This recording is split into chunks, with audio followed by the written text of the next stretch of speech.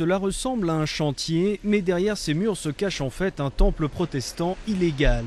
Le pasteur Mahmoud Yaou est poursuivi en justice avec 3 autres chrétiens pour avoir ouvert un lieu de culte sans autorisation.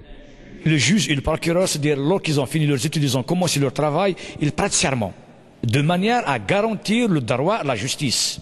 Je souhaite c'est-à-dire qu'ils vont, justement, honorer leur serment. Quelques dizaines de personnes sont rassemblées devant le tribunal pour soutenir les 4 accusés. Le procureur a requis la peine minimum prévue par la loi, soit 1 an de prison ferme. Le verdict ne sera connu que le 12 décembre, mais leurs avocats se disent confiants. Tous les avocats de la défense ont pu faire leur plaidoirie comme il se doit.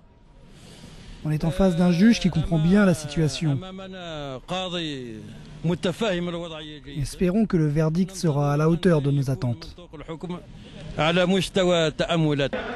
Une loi de février 2006 réglemente les cultes non musulmans. Depuis, l'incitation à convertir un musulman à une autre religion est passible d'emprisonnement.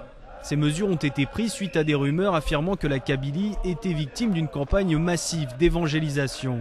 Certains responsables religieux se veulent tout de même optimistes. Ils voient là une mise à l'épreuve salutaire. Une fois de plus, ça fait avancer les choses pour la cause qu'on représente, c'est-à-dire que les chrétiens sont pas très bien reconnus pour l'instant.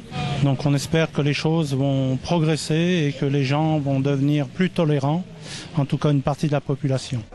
Les procès pour atteinte aux préceptes de l'islam se sont multipliés ces dernières années. Ils visent le plus souvent des convertis au christianisme.